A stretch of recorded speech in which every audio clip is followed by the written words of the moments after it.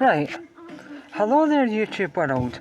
Right, I was just sitting listening to, right, and other bands and music formats are available, but I was listening to that body of work. 2017 it was released by Paramore, other dates are available. But anyway, I was just thinking, right, like, if like you're a true fan or you like them enough to buy everything they've ever recorded, well, I mean, technically, the lead singer there probably has made one album while they were having a wee bit of a tiny break. But it got me thinking about, like, this album is like the prime example. Is it alright that if you've got like a pure like fan base and you're known for playing quite like no pop but heavier pop, like guitar based, and you're pop punk, and like, should you ever, well, I wouldn't call it selling out, because, well, I don't know if this album done as good as the others, but for me, it's always going to be my least favourite Paramore album. I mean, to be fair though, if I really had to say, Hard Times is a good song, Told You So is a very good good song, and Fake Happy is not too bad, and Caught in the Middle is not too bad, but like, I definitely think that that album, I mean, for me anyway, just in my opinion, the artwork is absolutely amazing. It's an optical illusion because all the stuff inside it is made to look 3D, and the shadows on it to make it pop out a wee bit, but that's not what I'm saying, right? I'm just saying that, like any band, but I was just using Paramore as an example, but other bands are available, that like, if they've been quite successful as they have, I think you should at least just once have an album where you have no plans and you just do what feels right in the moment, or try a different sound, and if it doesn't work, then do it again. But the new song that just came out yesterday is probably, I think, so far, I would maybe say just a little bit better than all the songs on After Laughter. But I'm not like dissing it or anything. I do like it. I mean, it's so much better than like anything ABBA have ever done, anything that the Cheeky Girls have done, or like, you know, that, or it's better than like every rap song that's ever been invented, or grime song that's ever been invented, and some R&B songs that have been and gone in the past. So I'm not dissing it. I mean, I bought it because if I really didn't like it, I wouldn't have got it. And it's got its good points, but I was just using it as an example that they've definitely experimented on this album, because when I was doing research about the album in questioning, that it says that they've used 80s new wave and synthesized pop, and you can tell. I mean, I don't know if they admit it, but I think Blondie's been an influence on that album. Definitely on the song Hard Times and Told You So, and probably Fake Happy. These three songs have been influenced by Blondie, and I think that every females that's a lead vocalist of a band has to have Debbie Harry as an influence, definitely, because she was a trendsetter for women and women lead singers of any band of any genre. So they're cushy, I dare say, but they really are actually. But for me, Brand New Eyes will always be my best album that they've ever done. In fact, this second session of this video is going to be about Paramore. I'll just get all their other work out.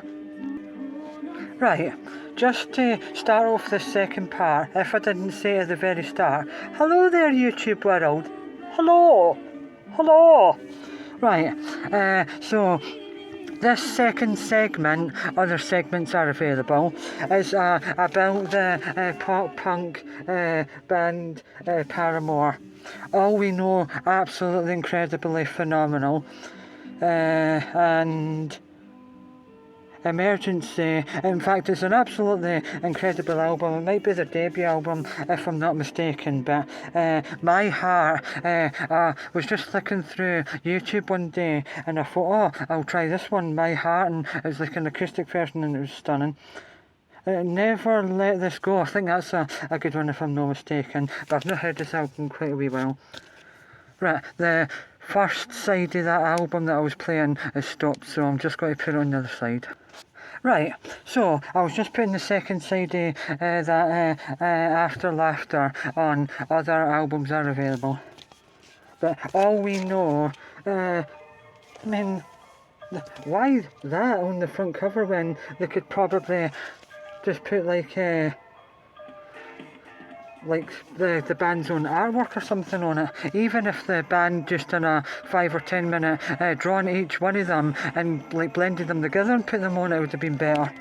The back's no anything to write home about either, but it's the music that I'm more concerned about. Right, this is an absolutely incredible album. It's quite heavy actually. It's really good, but from that, but that's the front here. God, it's so obvious, like, what's, like, if someone says, oh, I don't know what the album's called. Like, it's crazy. Aye, but I like stuff like that looks a bit homemade, or a bit like art that someone drew it that's not really properly, like, good, like someone that does art and you think, why is that art? But then it is art because, like, it's, art is weird, aye, but it's a good album, this though. That's What You Get, Hallelujah, Misery Business, and Crush are the singles from that. That's a really good band photo, that. I like that one. And that's all the lyrics on the back, but you need a magnifying glass to see it because it's too small. But other lyrics are available. Right, but I do like this album. It's really good, it's properly like pop punk, aye. It's like a cross between Sum 41, Blink 182, and maybe like Bone for Soup or something, that type of era, pop punkish sort of thing. But I think in the late 90s, early 2000s, pop punk was quite popular with Sum 41, Blink 182, Avril Lavigne, and then a tiny little bit later on, Paramore, and all that. So I think, by Bowling for Soup, as I said, and then maybe even a little bit later on, oh God, what's it called? Panic at the Disco and all that. I think the late 90s, early 2000s was quite good for anthemic rock and pop punk. Aye, underrated. I would say maybe about 98 until about 2007. It was quite good for all that type of pop punk. Oh, and even Newfound Glory, aye, that's another good pop punk band, because Amy Williams Paramore went out with the lead singer of that band, so it all ties in. So I like it when it does that. That's a phenomenal album. It's a double-sided, like A and B, and then C and D. It's good. Oh, that's when they became a three-piece. Aye, but I prefer like Amy Williams when she's got either orange or orange, pink or purple hair. But when she went white hair, or like whitish blonde in that album, just for me, in my opinion, it made her look a lot older. It made her look about 10 years older, but she looks young when she's got coloured hair. But in the new video, I think it's called This Is Why. But anyway, in that video, as soon as I seen her, as soon as I seen a picture with ginger hair, I thought she looked like Florence and the Machine. Oh, Florence and the Machine are a good band. Right, but well, they say Florence and the Machine, but it's written down Florence plus the Machine. But cool. That is always, in my opinion, I think, going to be Paramore's best album they've ever done. Especially to date. Definitely 100%. Careful, Ignorance, Playing God, Brick by Boring Brick, Turn It Off, The Only Exception, Feeling Sorry, Looking Up, Where the Lines Overlap, Misguided Ghosts, and All I Want. What a phenomenal album. If I could only recommend maybe a few songs, most of the songs would be for this actually. It would be Playing God, Brick by Boring Brick, and all the Exception. Definitely, absolutely phenomenal. And then on that album that I showed you, if I could only recommend, in fact, I recommend that you just listen to everything that they've ever recorded, but if you didn't want to do that and just listen to what they're known for, I would put Daydreamer's quite a good song on side one actually, but Ain't It Fun and Still Into You, phenomenal. Oh no, that's quite a good song, it's quite heavier, but Into You and Ain't It Fun, when they build up into the chorus, it's quite poppy. It's more poppier than the other songs on that album. So the two best songs on the album are a little tiny bit more popular than all the rest on the album. It starts off heavy, that album actually. Well, heavy by their standards. Right, so I think I've told you all about them, but I was really looking forward to that album the most actually, because when I watched the music videos, Ain't It Fun and Still Into You, it just looks like they're having so much fun.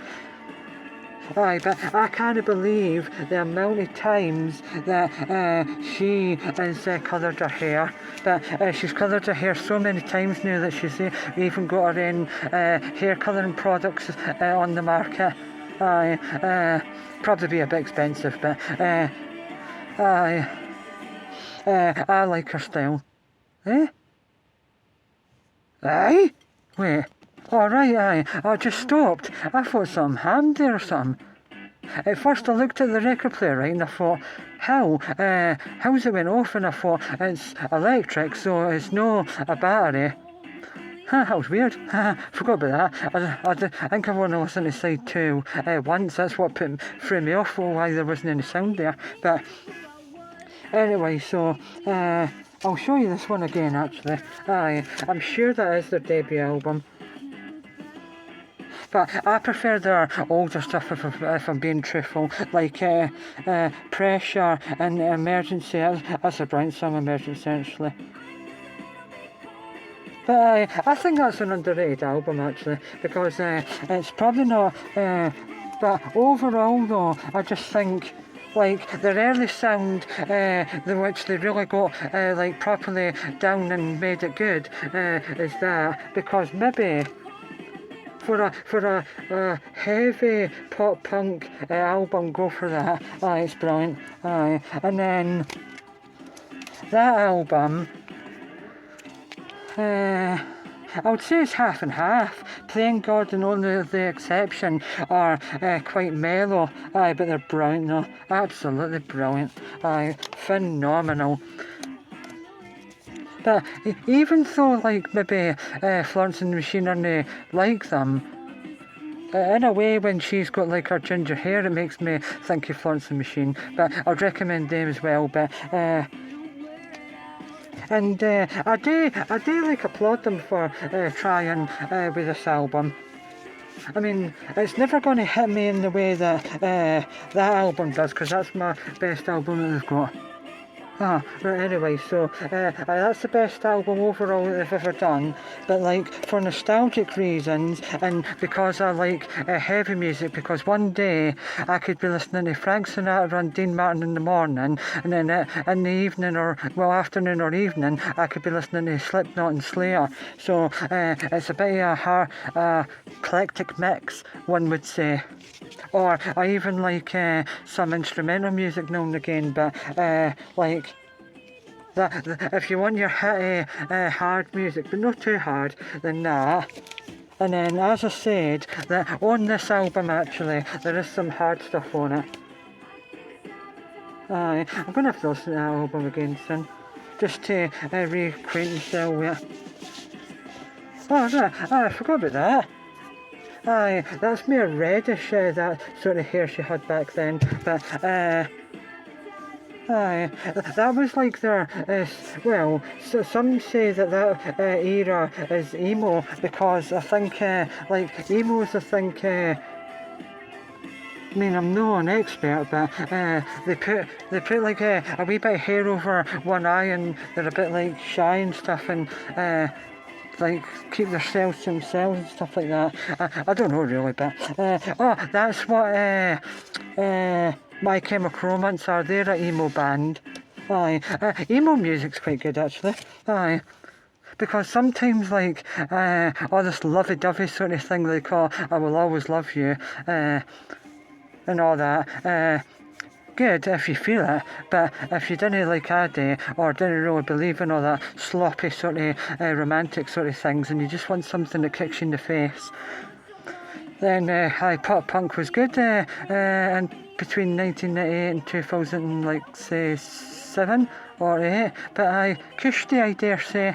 So that's been nearly 17 minutes now, so in between talking to you about Paramore, I've been drinking that. I would recommend it. Getting a wee bit fed up it though, but it's nice. But at the moment, in the last, I would say, well, since Christmas, I've really been into trying every different kinds of apple juice, or sticking with the one that I like. But anyway, so Kirsty, I dare say, and whenever I make a music video and I'm talking about a band, now and again I'll say it, it doesn't matter what you like, just keep supporting music. So thank you, YouTube world, and I appreciate you listening and taking your time out to hear what I've got to say. So peace out and one love, right, and I'll see you nice.